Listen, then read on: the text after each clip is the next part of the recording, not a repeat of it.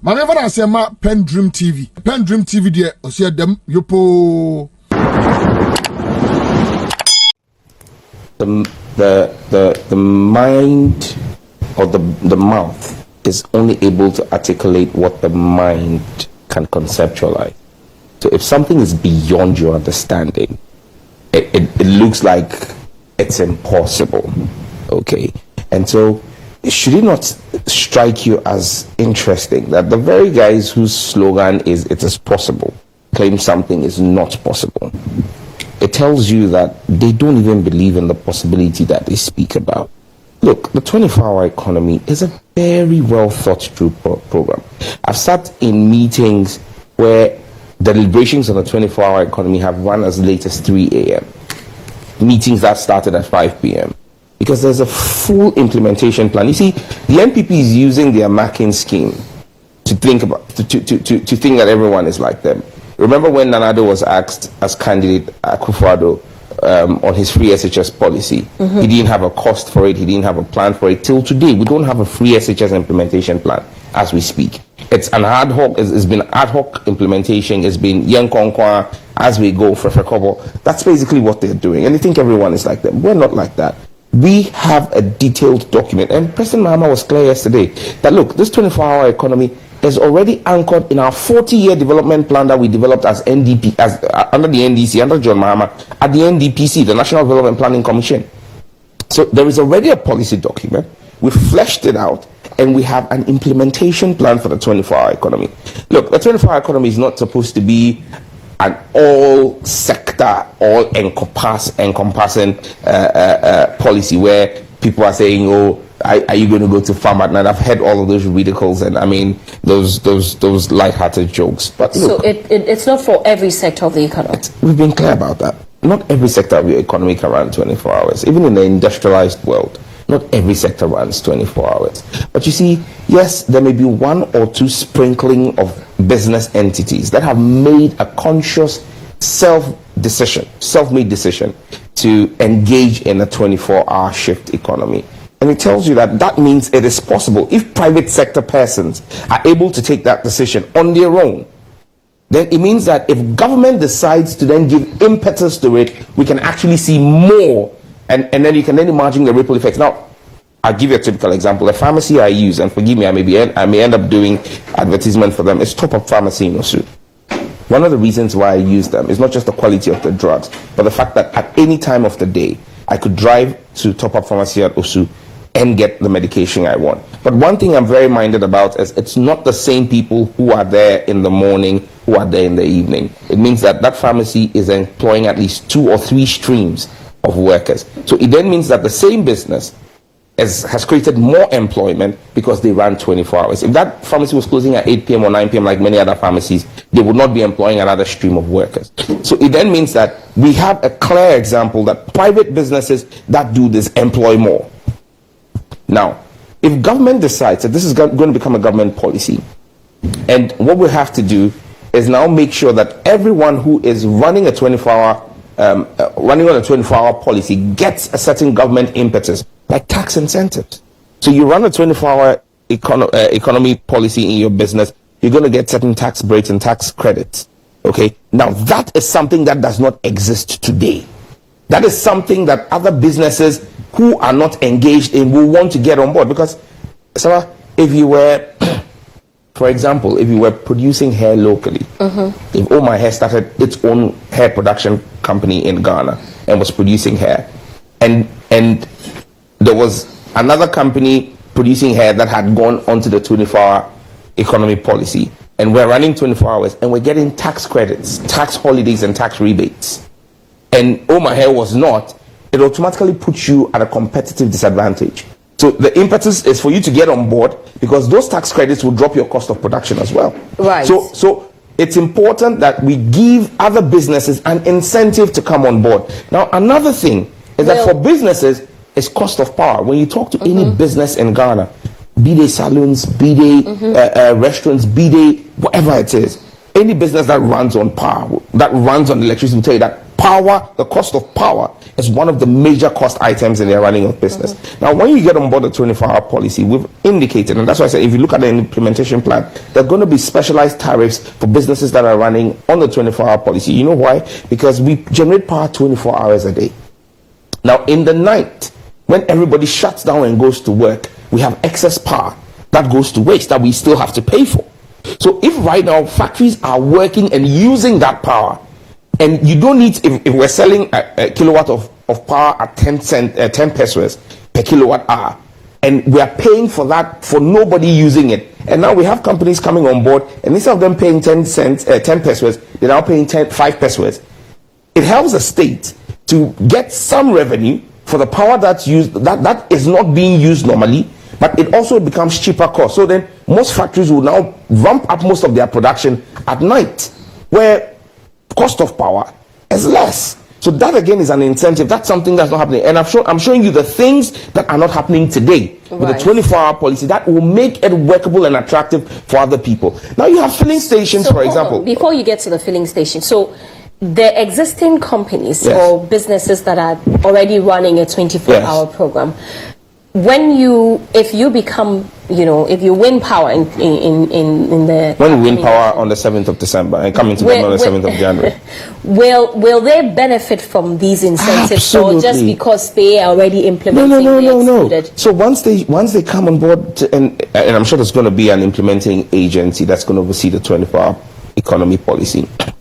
All they need to do is they would indicate to that entity that we're already running this is evidence of it, and then they get onboarded, because once they're running 4 hours, what matters to us is not who they are, it's not what the surname of the owner is, or what part of the country they come from. What matters to us is that they are doing import substitution, helping us to replace expensive imports with local production. They're employing young Ghanaians. That's all that matters to John Mahama. So this would be the criteria, because I'm wondering how you, with all these incentives that you talk about, they are very attractive, and there may be companies or persons who may want to sign on, but their services may not be needed at night. How do you... No, so most of the factories are not producing to sell at night. So you are targeting factories? Well, factories are a large part, because see, one of the large employers is manufacturing. Okay. And we're all talking about manufacturing sector. I mean, that's why the NPP went into this slogan of one district, one factory. So, because the more factories you put to work at night, the more manufacturing you have locally, the more you replace import. So that's one of the major drivers. It's not the only. For example, there are ancillary businesses to manufacturing. Catering.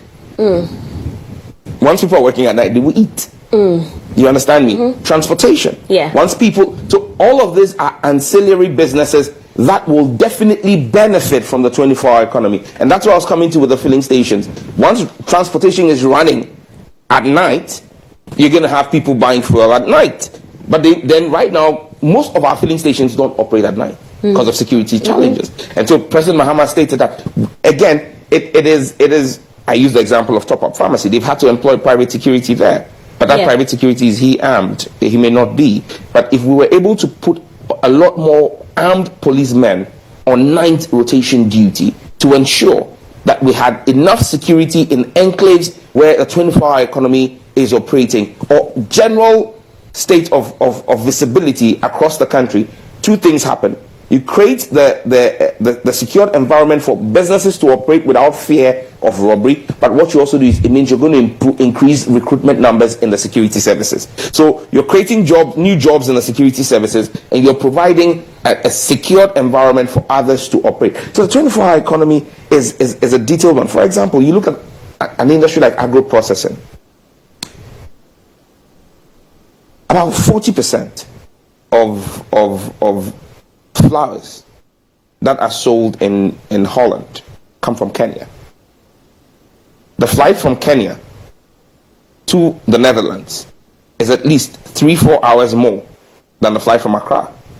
In my constituency, under John Mahama, there was the Greenhouse Initiative and the Dowenya Irrigation Farm, where they were planting roses and other essential flowers and exporting from my constituency, Israelis, exporting from my constituency to Europe on a daily basis. But you see, the lifespan of those products is very short. Very.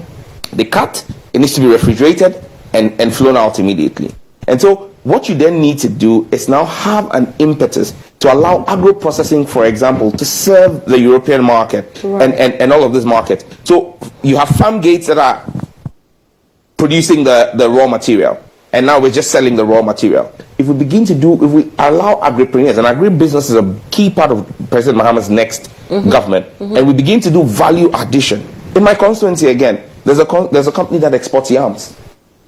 Okay, yeah. They get the yams. The yams are not necessarily cultivated to that extent in my constituency. They're cultivated in the Bunu region. It's bought from there. It's brought to Prampram in Miocho. It's processed, cleaned up, and baggaged and exported. Now imagine that they can work 24 hours a day. The amount of work that will happen in there, the amount of young people in Ningo Prampram who will get employment, because at the moment they employ quite a number of people. They employ over 200 people. You go to another factory in my constituency, B5. B5 has the capacity to produce 24 hours. It's the biggest steel plant, $80 million investment sitting in my constituency. They don't have enough power, they don't have enough water, so they're not able to run 24 hours. If we're able to provide them the electricity and water that they need to be able to run 24 hours, already at this point in time, B5 is employing about 2,500 of my young people.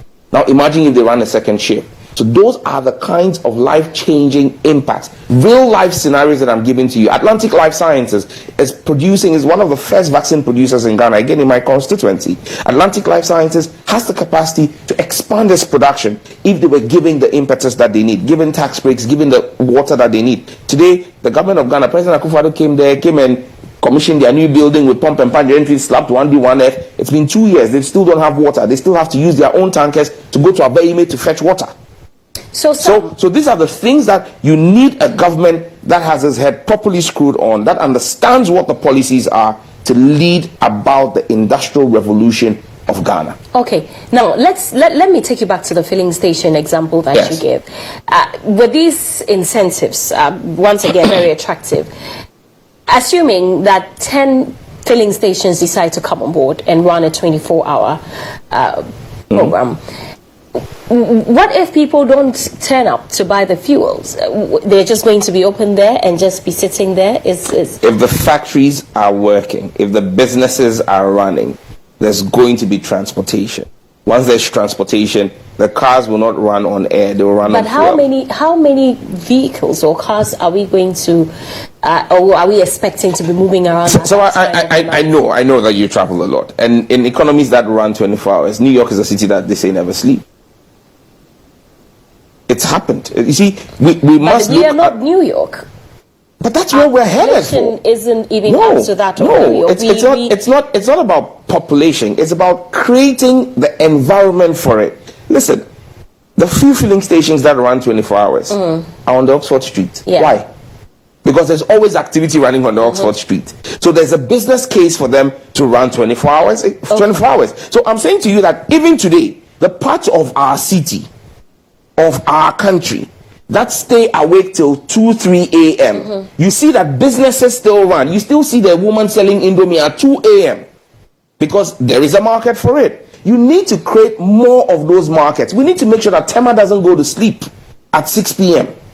Tema was built as an industrial enclave. Tema does not need to sleep at 6 a.m. because factories have closed at 6 p.m. At 6 p.m. when a shift is ending, Tema must be waking up to deal with the night shift, and that's what we're talking about. So for me, it's a chain reaction. Okay. Once you start with the businesses, and once you start moving the human resource that's needed to run these businesses, definitely the ancillary businesses will kick in. Okay. PENDREAM TV now, so far so good. Say open online portal Ghana. Nipa share, nipa follow, nipa comment here. To my best of knowledge, without any biases, PENDREAM TV.